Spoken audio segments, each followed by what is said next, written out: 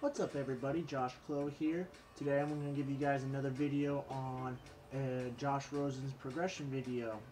This time I'm going to be talking about the mini camp. So essentially only 2 days worth of Josh Rosen and what he has done against Ryan Fitzpatrick, what he did in practice, and so forth and so forth. Just about that type of stuff, and then what to look forward to the next upcoming months for that, for the fact that the Dolphins does not have any practices or mini camp, training camp, any of that until the end of July, almost the beginning of August. So about almost when the Hall of Fame game is going to be. So about preseason is about when the Dolphins are going to be doing anything football related.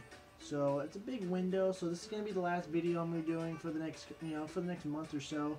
But once preseason hits, I'm definitely going to be back on this on the series on Josh Rosen and the progression he's in. So without further ado, let's talk about Josh Rosen and the progression that he's at. So if you guys haven't heard already, he had a bad minicamp, which is not bad.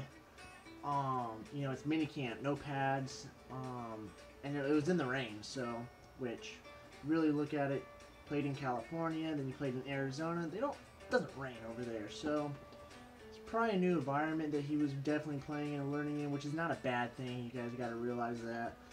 So it's good that he is, finally playing in the rain, but he's got to improve on that. So hopefully, the preseason when it comes in, hopefully there is going to be a game played when it rains to see how he does, see how his footwork's going to be, see how he throws the ball, how he handles situations. So hopefully I'm rooting for that.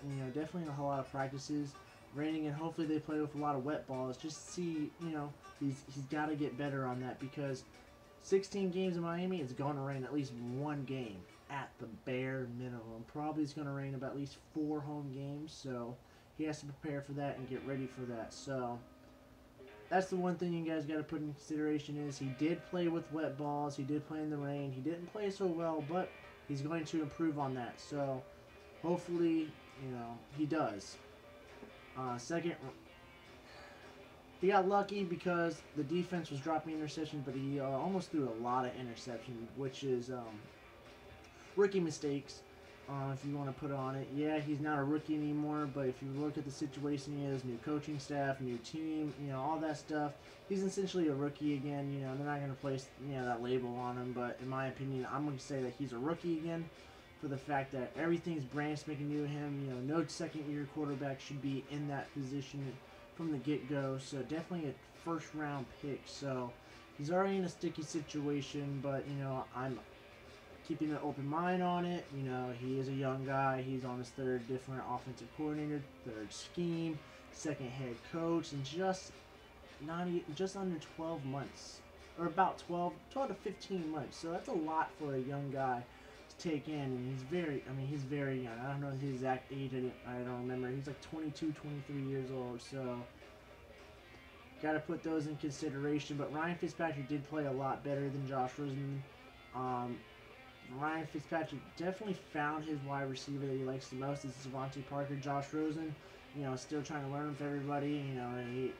Ryan Fitzpatrick did have the upper hand, coming to the team a couple months early, already knowing everybody. So, and he's also been around the league a while, so he probably met a couple of guys or played against a couple of guys on the Dolphins squad. So whereas Josh Rosen hasn't, but Josh Rosen has taken a liking in Preston Williams, although Preston Williams potentially will not be a starter in Week 1, just to the fact that we do have a pretty good wide receiver core, although we don't know how the injuries are going to play out. So we got to keep that in mind. But he does like Preston Williams, but he has to find a ramp him with one of the starters.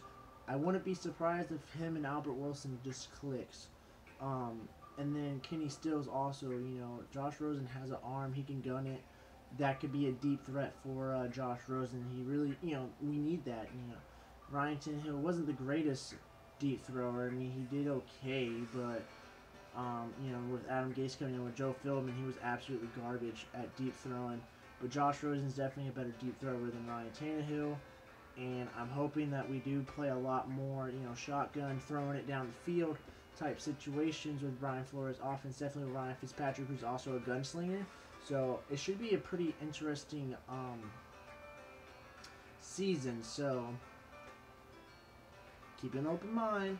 You know, there's going to be up and downs this season, but I am excited for the season, guys. So don't know where it's going to take us. We can go from 6-10 to 11-5. It's like a big window. We don't know what we're going to get until we see how it is. So, yeah, Ryan Fitzpatrick's definitely done a lot better than Josh Rosen. But what to look forward to in preseason? Well, a couple of facts, really. First, pads come on, so they're going to get getting hit. And, you know, we all know that Josh Rosen is... The one thing that Josh Rosen is definitely better at than Ryan Fitzpatrick is pocket presence. If you ever watch all the games he played last year, he evaded a lot of sacks. I mean, he was the most sacked quarterback in the league, but that should have been up to about 60 to 70 sacks. He can evade sacks, or he knows where the pocket presence, you know, the edge rushers are coming around. He just takes a step up, where he kind of slides to the left or the right, and, you know, extends plays, something like Aaron Rodgers does, which, you know, a lot of people have been comparing Josh Rosen to Aaron Rodgers last year. Definitely, you know, one of the things about, they had a whole highlight about it on Good Morning Football, so that's something we need to look forward to and kind of continuously watching. You know, yeah, he's not going to be Aaron Rodgers, but that footwork can definitely, you know, Tannehill had a really bad pocket presence. You know, he held the ball on too long, you know, choked in certain times, and he did a lot of fumbling, where Josh Rosen, you know, that pocket presence can definitely come in handy. You know, definitely when we have a lead, you know, you don't want to get hit and fumble the ball, and, you know, and then have momentum, like something like last year against the Bengals, where we should have won that game, but ultimately did not. And then, you know, game-winning drives. You don't want to get hit. You don't want to get sacked or fumble the ball. So, you know, that's most important. And the second is his red zone efficiency. Last year, he was 7 touchdowns, 0 interceptions in the red zone. Arizona Cardinals. Wasn't in the red zone a lot, for the fact that the Cardinals was just a bad team overall. Bad offense, bad defense, bad playmaking ability, bad place. You know, the schemes, the play calling, the coaches, everything was bad for the Arizona Cardinals. But he did what he had to do. You know, red zone, 0 interceptions in the red zone all season long. That is absolutely impressive for a rookie on top of that. So you guys got to put that in consideration. And he did fairly well all the OTAs, and then mildly in the mini camp. He had 1 interception in the red zone to some guy. I can't remember. He's not a big name, which is good for him, because, you know, you got to do what you got to do to make the 53-man roster. And who knows, he could be the next playmaking linebacker we have. We don't know. But his red zone, he did very well in the training camp. Although Ryan Fitzpatrick, you know, did more in the deep throw stuff, Josh Rosen did play very well in the red zone. You know, a lot of touchdowns. Like I said, he has to gain more of the rampant with everybody on the wide receivers, so he can get that trust. You know, throw the fades. You know, get the short passings in. So that red zone, you know, efficiency can definitely go up. As some of the Dolphins really struggled in last year, and in multiple years of Ryan Tannehill, actually was our red zone.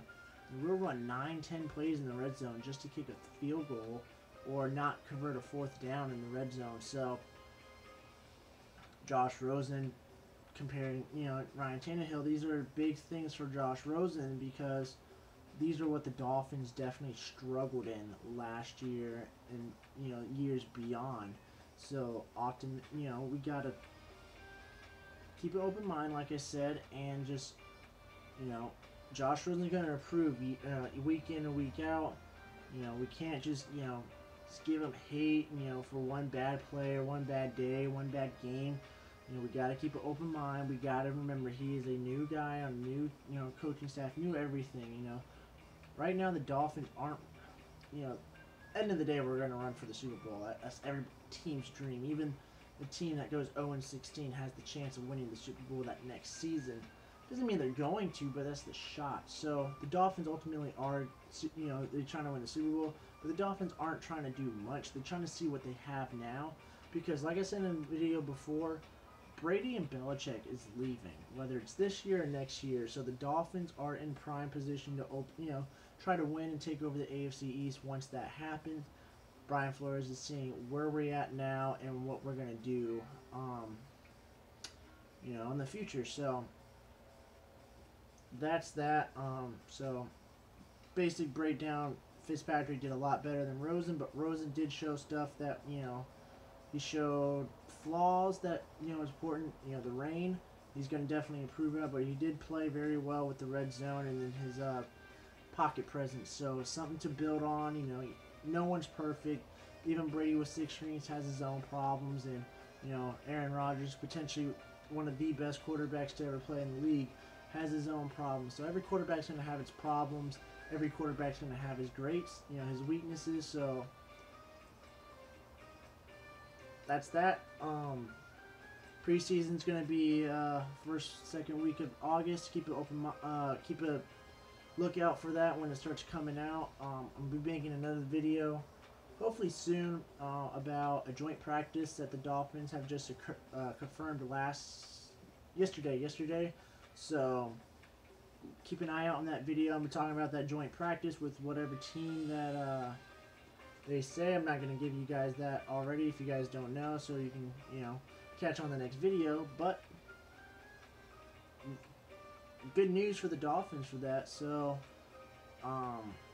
that's that. That's the Josh Rosen progressing video. Like I said before, I'm not going to have another video like this until probably August. That's when the Dolphins resume preseason, training camp, all that. This is summer break for the Dolphins, so it's going to be pretty quiet in the next 6 weeks.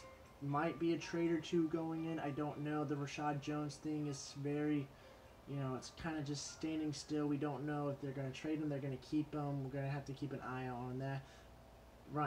Brian Flores might trade for somebody. We, keep an eye out on that. Brian Flores is trying to bring in the best 53 people he can. If he can bust out a trade, then bust out a trade. There's definitely playmakers that probably want to be on a new team or are going to get shipped off. So got to keep an eye out on that. But thank you guys for watching. If you haven't already, make sure you like this video and then subscribe so you guys don't miss any other future videos. And comment below, your thoughts on Josh Rosen so far. Let me know how the audio is. I got this little cheap mic. Don't really know how it's working for you guys, so you guys got to give me the intel on how it's working. If it's not working, well, I got to invest in a newer mic.